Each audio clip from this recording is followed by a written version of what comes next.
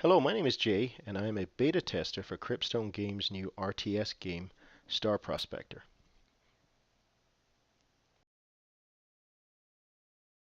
So what I'm going to do today, I'm just going to show you essentially it's the initial, more of a tutorial mission. So I'm going to start a new game, and I'm going to quickly skip through the intro scenes here.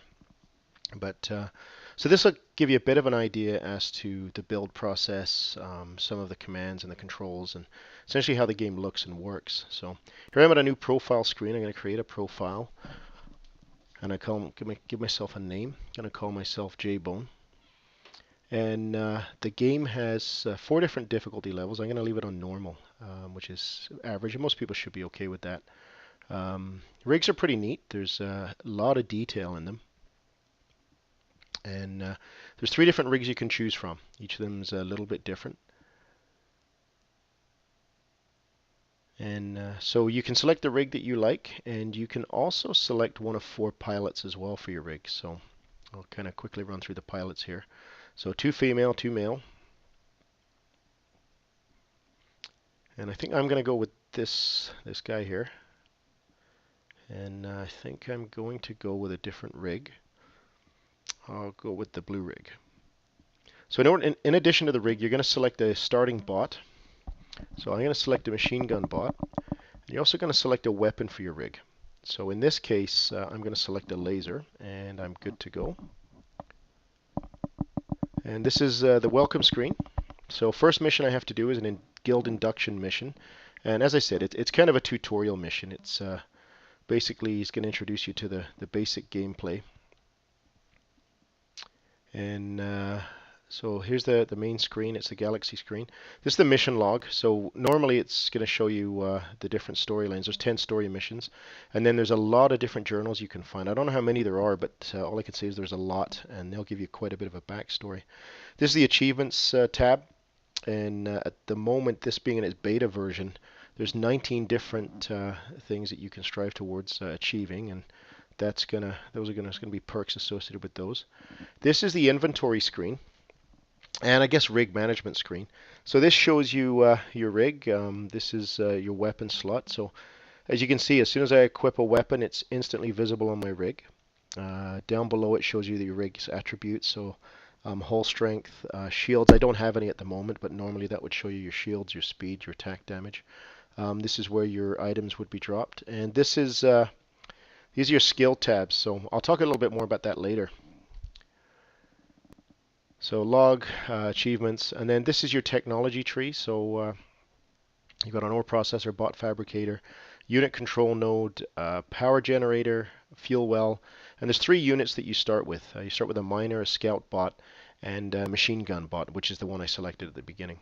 So on the right hand side is the store. So you can purchase items for your rig. They range from health vials and shield canisters, additional weapons, and weapon upgrades.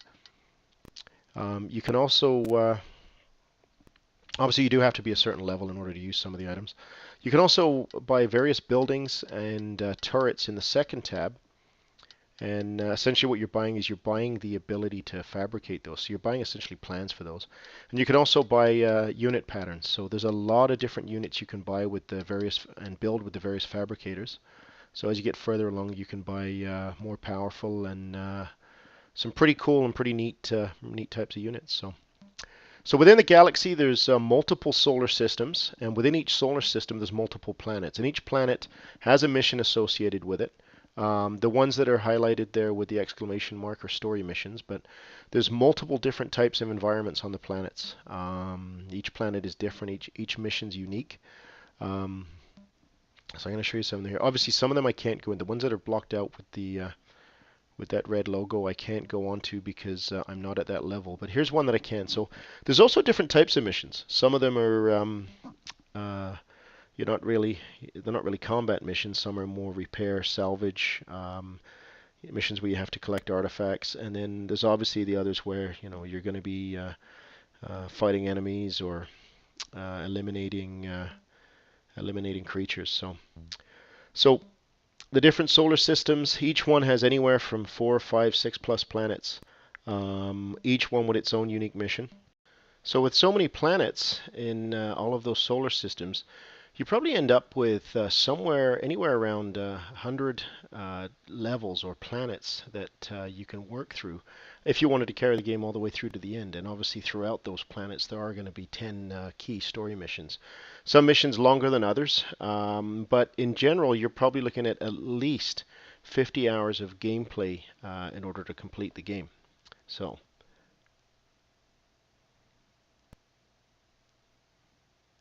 This is my first mission.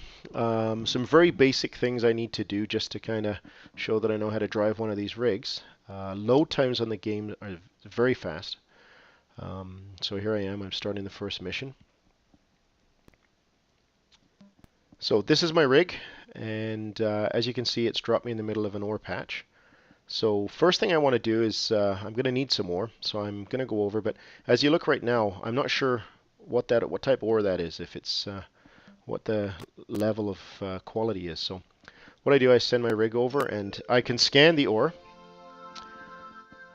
So looking at the ore, you can see that the green ore is about a 75% yield. The red ore is 50% yield. This is a fuel patch. And I just show you, if you forgot what your objectives are, then you can always click on the objectives tab on the left there. So I'm going to come over here and I'm going to see if I can find a little better yield in terms of the ore. Ideally, obviously, I want to find 100% yield.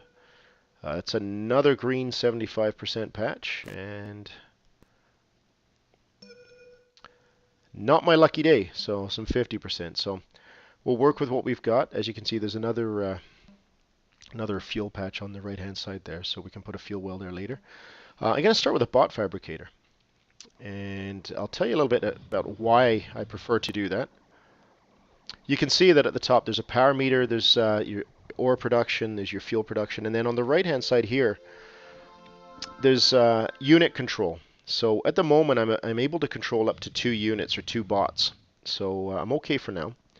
Um, at the moment, my bot fabricator, I can't build any combat type bots because I need fuel in order to do that, and I haven't mined any fuel yet. So got to build some miners first so I can pick up a little bit more ore. And while I'm building that miner, I'm going to build my ore processor. So it saves me a little bit of time. That's kind of why I build the ore processor or the bot fabricator first. So there's my ore processor. I've built my first miner, and I'm just showing you there those are the quick slots for items that you can drop there later on. So I mean, health canisters, shield canisters can be put in there. So as you can tell, as I build structures, bot fabricators, ore processors, and different turrets, different types of buildings, it does cut into my power, and it does reduce consume a lot of power, and eventually I'm going to find that I'm going to fall short. So I've got the miner that you can see he's just picked up about 30 units of ore from the green patch. If I go to the red patch, you'll notice that the ore will be considerably reduced and probably somewhere down around 20 instead. So there is a benefit to trying to, mine the high yield stuff first. So while my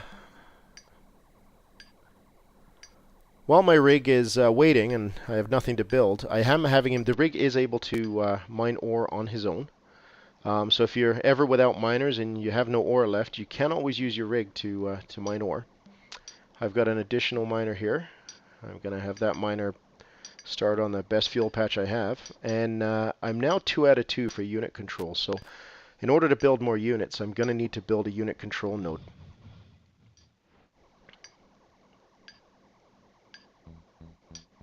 So as you can see, I can't build any more units until I have more unit control. So there it is. You see that I've now I can build up to 7 units now. But you'll see that it's eaten into my power supply, so I'm going to need to build a power generator.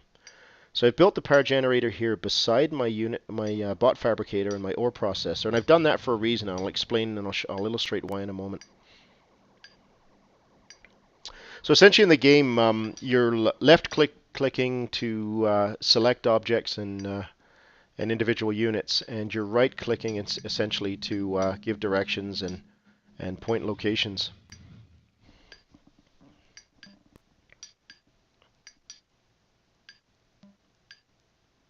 So as you can see, my power is now up. And the other thing there is when you build a generator beside a building, you'll notice that I just showed if you look there, my bot fabricator, it's actually reduced the production time by about 5%. And you'll find with the ore processor, it's actually increased production efficiency by 5%. So there is a benefit to doing that. So I've now built the fuel well. So it immediately starts mining fuel. And once I get a little bit more fuel, I'll be able to build my first combat type bot. And Scout bot has now been produced. I'm going to build a second fuel well here, so I can start to get a little bit more fuel and build some combat type bots. And I'm going to send my scavenger here north on the minimap and have him start to see what he can find.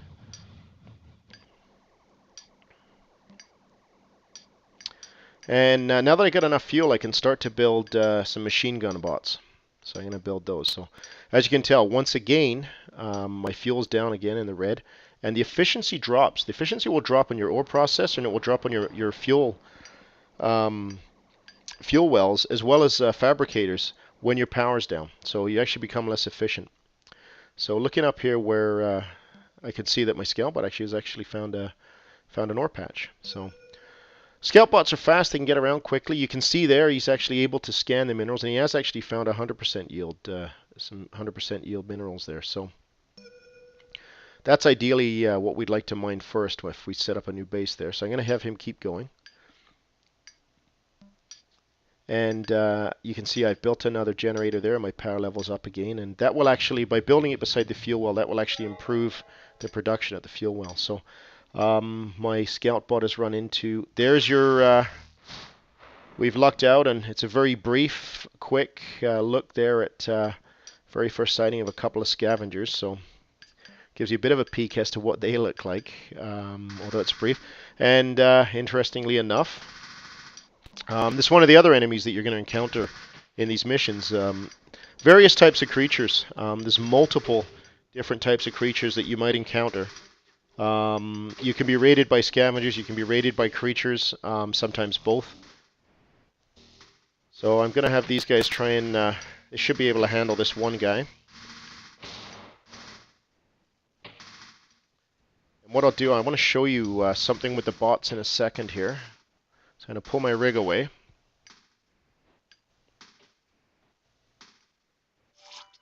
So what you see there is this bot is just leveled up. He's leveled up from level 0 to level 1.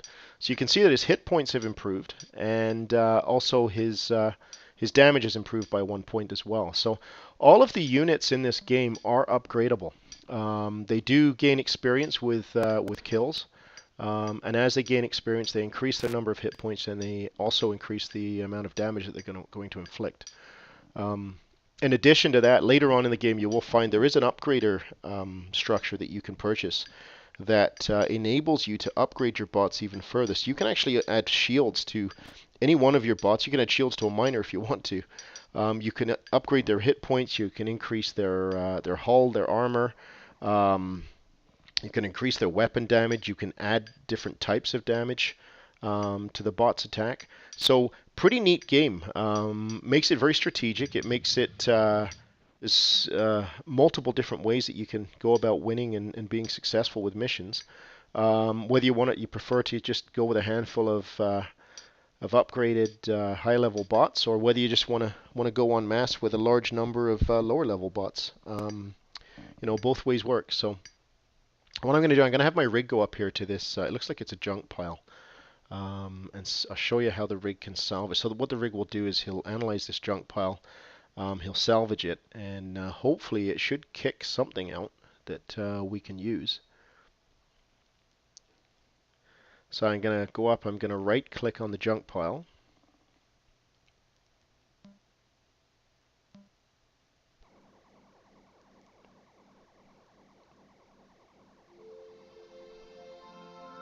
So you can see I've actually completed all but one of my objectives now. I have the one objective left just to mine the remaining amount of ore that I need. And the junk pile's kicked out. It's a laser upgrade. It actually upgrades my lasers by 1. So I can hit I, or I can go to the inventory tab there. And you can see that it's dropped into my inventory. At the moment it's red, so I can't use it, but normally I would drop it into one of these module slots, and it would actually improve my laser damage by 1 point, but I can't do that till I level up to level 1, so I'm just going to have to hold on to that for now. And so I've produced 6 or 7 machine gun bots. I know there's some creatures over here. There must be a nest because that creature had to come from somewhere. So 6 or 7 of these guys, they should be able to handle a couple of creatures. We'll send them over here and we'll see if we can show you what a creature nest looks like. Hopefully.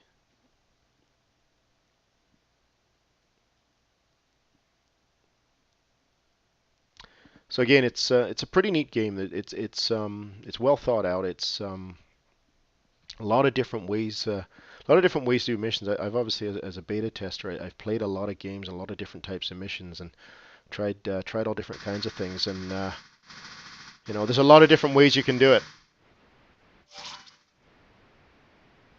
And as you get further in, there's a lot of unique and different types of bots. There's bigger bots. There's heavier bots. There's aerial bots. Different types of damage. Multiple different types of damage that bots can do. Different types of weapons, upgrades. As I said, lots of different types of creatures. So this creature nest has actually been built on top of an ore patch. So if I can eliminate the creatures and the ore and the creature nest, I could actually build an expansion here as well. So you can see these guys leveling up. This guy's actually now level 2. So I've increased his hit points even further, and I've increased his damage to added 2 to it. And his last guy's gone. We've destroyed the creature nest, so I could expand there now if I wanted to. So I've completed the mission. I could continue. I've unfortunately only explored probably about 20% of the map, but we'll keep it short. And this is the stat screen that you're going to see after every mission. Pretty detailed, pretty neat. And here I've made some money. I've gained some experience. I've leveled up. So if I go to my rig screen, you can see that now that I'm level 1, I can use the that shield module. So I'm going to drop that laser module into the slot, and you can see that my laser's damage is improved by 1. And I have 2 skill points that I can spend on improving my speed, my armor, my repair ability, my vision, so my radius of vision, my salvage ability, which means I can find more and better items, and my range in terms of my attack range. So I'm going to increase salvage. I like to see if I can find some more and better things. And I'm going to increase my speed because it's always good to be able to run away. And on the shop side, on the right-hand side, there's the shop. So I got 100 credits. I'm going to see if I can spend it. I've got another slot. I can add another weapon. So I've got a laser. I'm going to add a machine gun. So I purchased the machine gun. It drops into there. I equip it, and again, it's instantly visible. Looks pretty neat. So I'm going to be a little bit more effective now and probably do a little bit more damage. But essentially that's it. If I go into the mission log, I can see now that it's updated the story. I can see there's a bit of a summary there as to how that's affected the storyline in the game. And that essentially is it. That's a very, very brief and very basic, more of a tutorial look at Star Prospector from Cryptstone Games.